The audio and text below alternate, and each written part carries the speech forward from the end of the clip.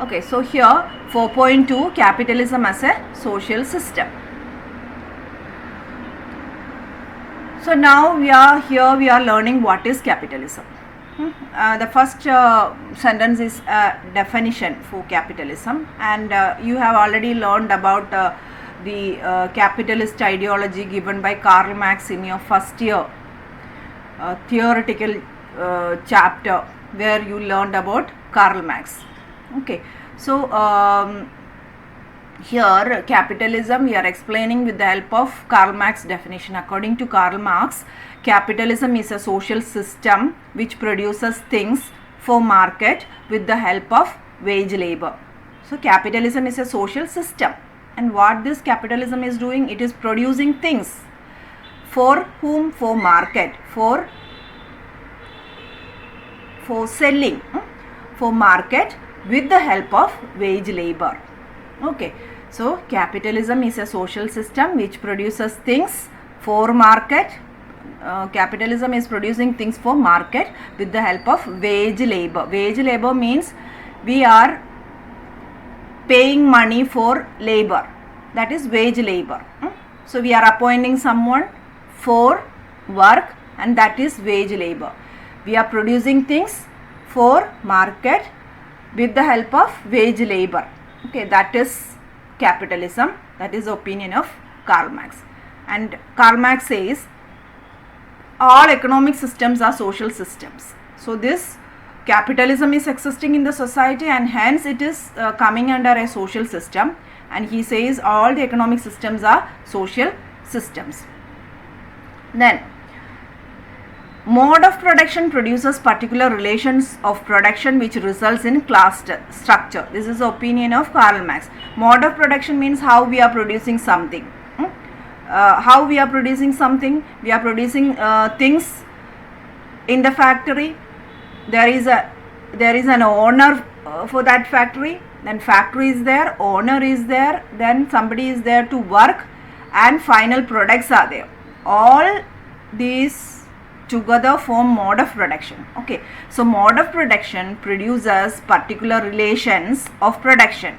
When we are doing all these things, when we are producing something, there are particular relations which results in class structure. And which are those class we are discussing in the last point. Thus, there is a capitalist class. Class structure is divided into two in a capitalist society: capitalist class and worker class. Capitalist class is the owner of means of production, and worker class is the one who sell their labor to capitalist. I am going to work in a factory, then I belong to worker class. I am selling my capacity to do my work to whom? To the owner of that factory or to the capitalist. Okay, so mode of production produces particular relations of production which results in class structure. And what is that class structure? Two classes are there: capitalist class and worker class. Capitalist is the class is the owner of means of production, and worker class who sell their labor to capitalist. Then capitalist class gets profit.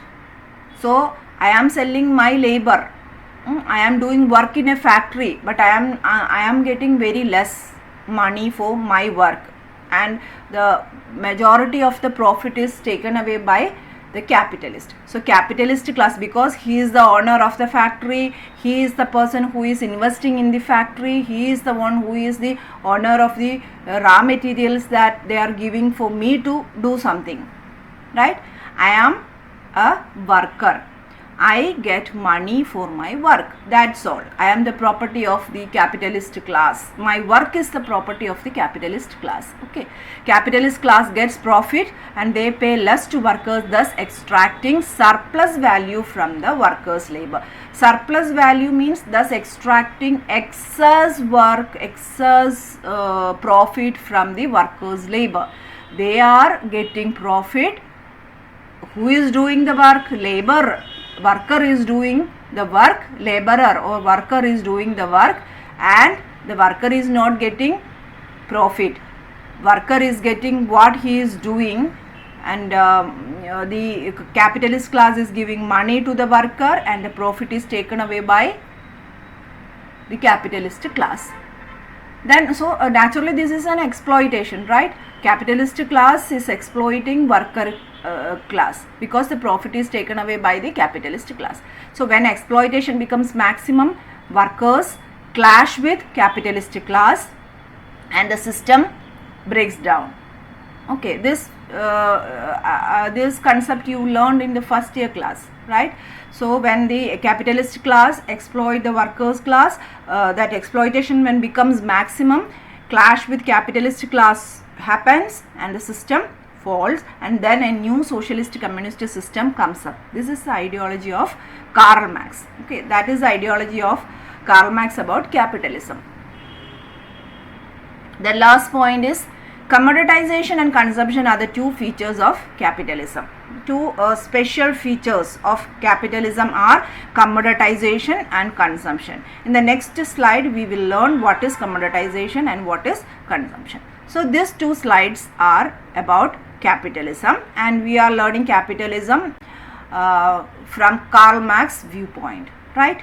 So this 4, 5, 6, 7 points you are writing about capitalism or Karl Marx idea about capitalism.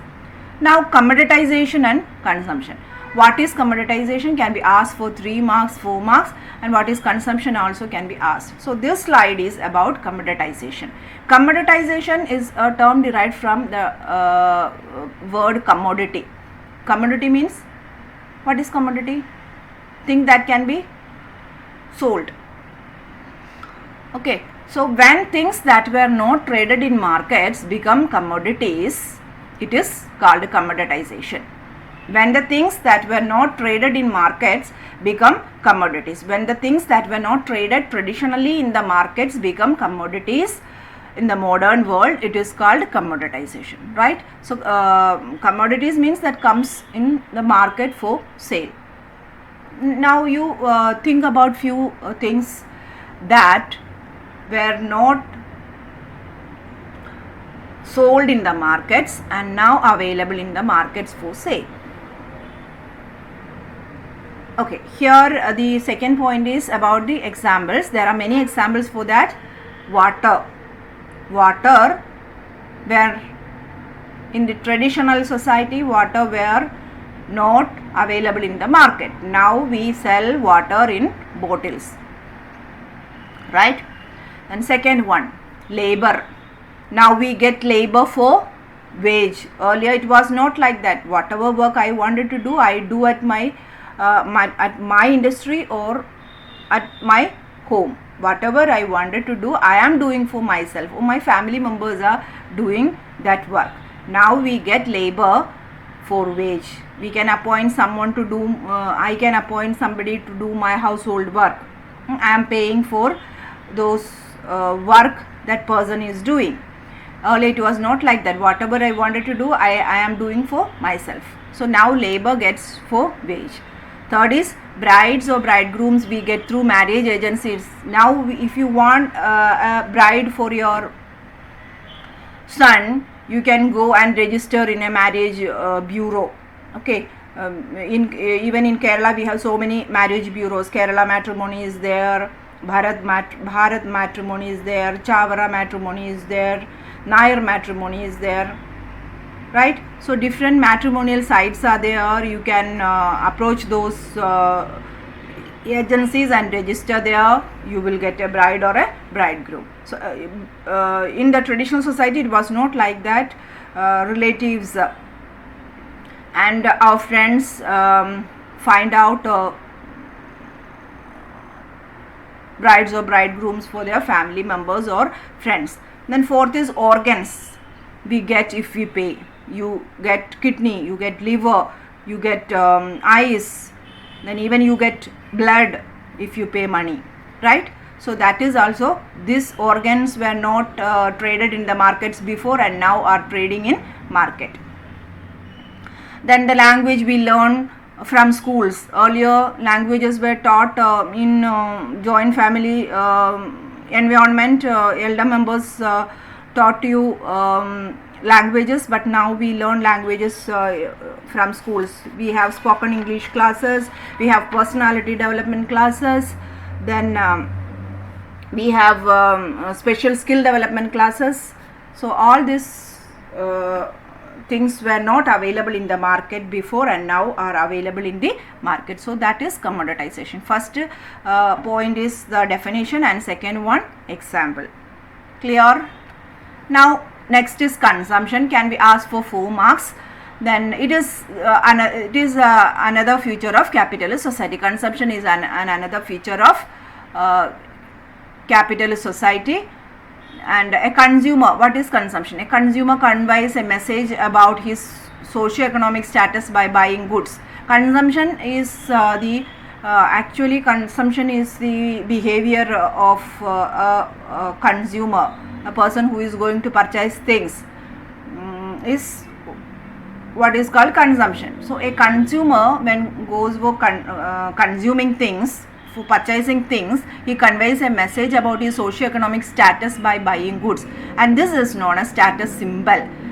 This term is coined by Max Weber. Max Weber, first year you studied his theory, right? Max Weber's theory of bureaucracy, Max Weber's power and authority ideas we learned in first year. So here a consumer conveys a message about his socio-economic status by buying goods, and that is known as status symbol, and this term is coined by Max Weber. So Max Weber says, goods that people buy and use have a connection with their status in the society.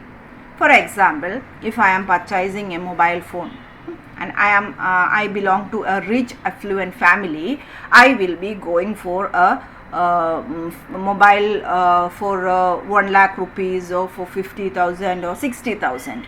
And if some other person who belong to a poor family go for a mobile which is for 5,000 or 6,000 or sometimes for 1,000 or 2,000 rupees, right? And same is the case when you go for purchasing a car also. A rich person may buy Audi car and a poor person may buy Maruti 800 or Maruti i10 or anything. Okay.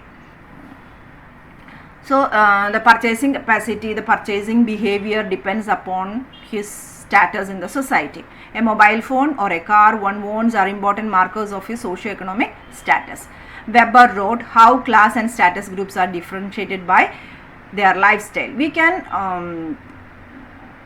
find out the status of a person or find out the class of a person by observing his lifestyle. Means the way you decorate your house, the way you dress, the leisure activities that you are doing determine your status. Okay, during vacations, if I am going to visit Canada every year, naturally I belong to a higher class. And if I am going to visit a nearby place, Idiki, during my leisure activities, that means I belong to a middle class family. Okay, so you can find out one's class and status when you observe his or her lifestyle. So the way you decorate your house, the way you dress, your leisure activities determine your status. So these are the 2 points, commoditization and consumption, very important, right? Now, so 4.2 we discussed about capitalism. Now 4.3 is about globalization. There is a spelling mistake here. One L is missing. Globalization. Okay, so globalization, please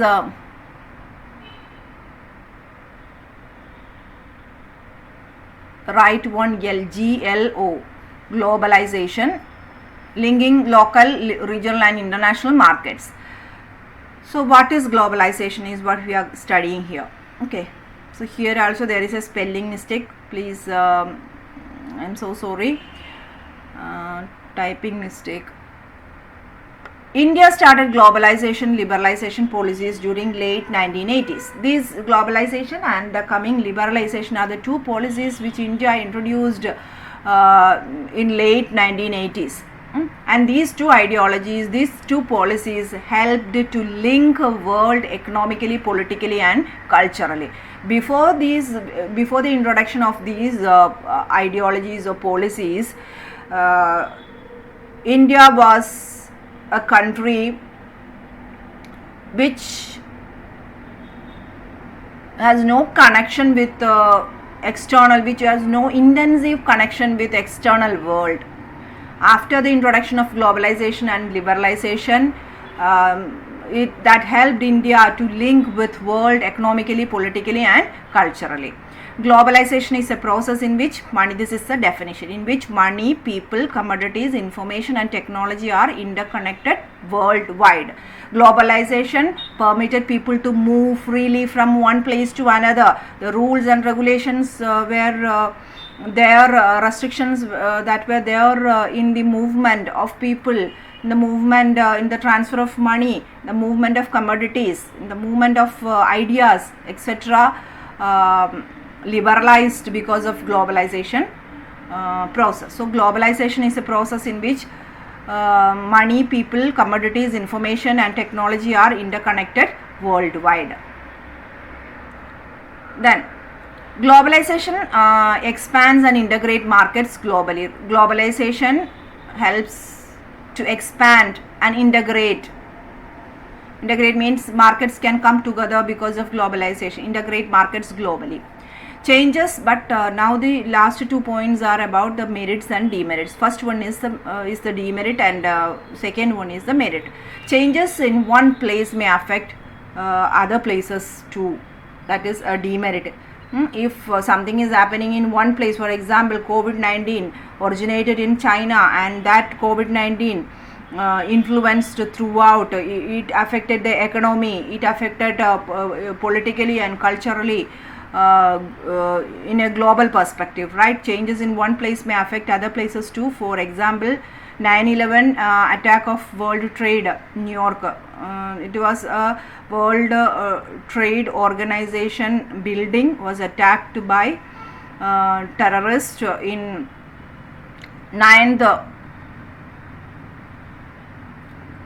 9/11 and that was USA. Okay, that was affected India software industry also. The whole world was economically down during that period. Then globalization helps in spreading culture besides money, goods and people. These are the merits. Globalization helps in spreading, in exchanging money, in expanding goods, in integrating things, integrating people, at the same time spreading culture. For example, Indians are marketing yoga and Ayurveda throughout the world because of globalization policy. അപ്പോൾ ഇവിടെ രണ്ട് mistake ഉണ്ട്, അത് correct ചെയ്യുക. GLO ആണ് കേട്ടോ, globalisation. Sorry for that mistake. ഈ globalisation. അടുത്തത് Pushkar fair. This is an example for how culture became a commodity. Pushkar Fair is a fair that is happening in Rajasthan. It is a fair, it is a very big market and these markets are famous worldwide and people from traders from different countries visit this area. Pastorals who are the ones following agriculture, cattle rearing as their occupation, tourists, pilgrims, etc. visit these places, and this fair comes just before Kartik Purnami, and Hindu pilgrims come to bath in holy Pushkar lake. There is a lake near this place and people Hindus visit this place to for religious purposes, but along with this Kartika Purnami there is a fair known as Pushkar Fair, and in this fair people from different areas visit, and here exchange of money, livestock, camels are sold there, then cattle etc. are sold there. So this Pushkar Fair is a place where exchange of money, livestock and culture happens. Tourists from faraway place come here. Then 3 marks virtual market. Virtual market is a market operating exclusively through computerized electronic communications. Now whatever we are purchasing through the Amazon or through Flipkart comes under this virtual market. We are operating through computerized electronic communications. We are not paying anything. We are not paying paper currency, and we are not giving any documents for this marketing. Okay, so that is virtual market. Virtual market is a market operating exclusively through computerized electronic communications, and it allows customers all around to buy and sell things. Marketing occurs within seconds without paper currency and documents. Can be asked for 3 marks. Now this is the last part. What is liberalization, and then merits and demerits of liberalization. These 2 slides are for liberalization. Now again, liberalization policy was also started in late 1980s, and this allows privatization. What is liberalization? Liberalization is liberalizing the rules of government, then liberalizing the rules in the industries. Okay, and it permits privatization also.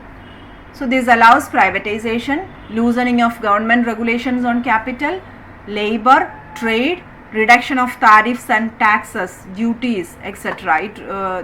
Earlier there were huge amount of tax and duty to be paid for a thing that is coming from foreign countries. Now we reduce those reductions, reduced those tariffs and duties, and allows companies to set up business throughout the world.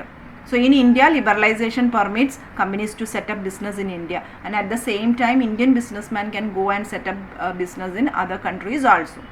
So liberalization is a policy that allows, this is the definition, liberalization is a policy that allows privatization, loosening of government regulations on capital, labor, trade, reduction in tariffs, duties, allows companies to set up business in India. Loosening of government regulations on capital, labor, trade.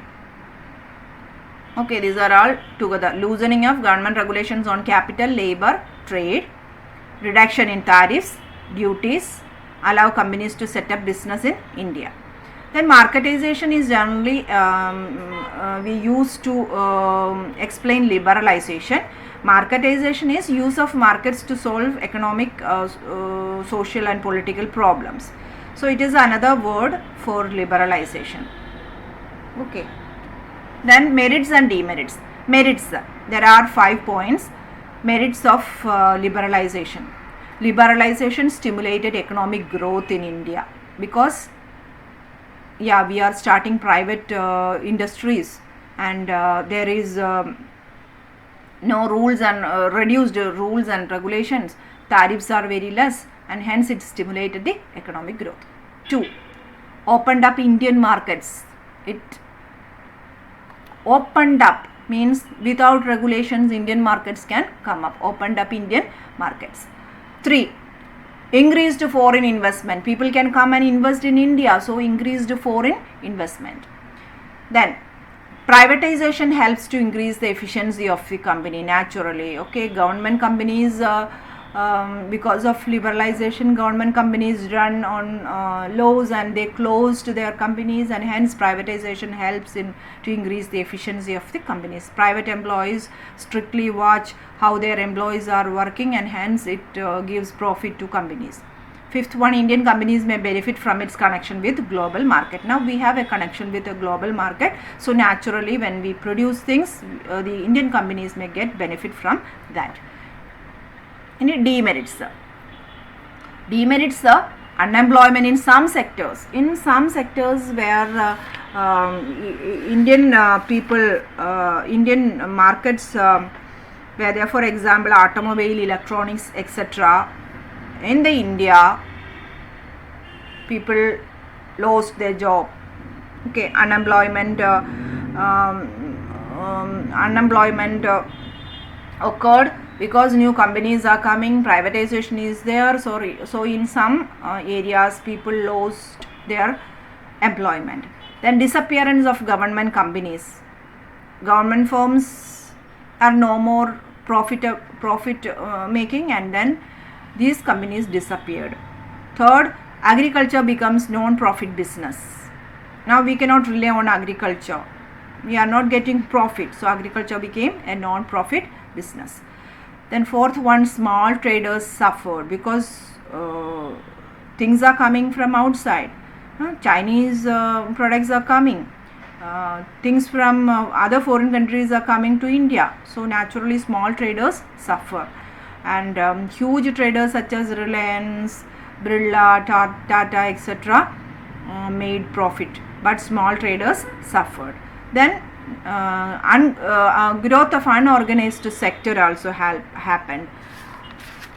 That is the privatization or closing of public sector industries has led to the loss of employment in some sectors and to the growth of unorganized sector employment at the expense of organized sector. So naturally people who lost their jobs started unorganized works.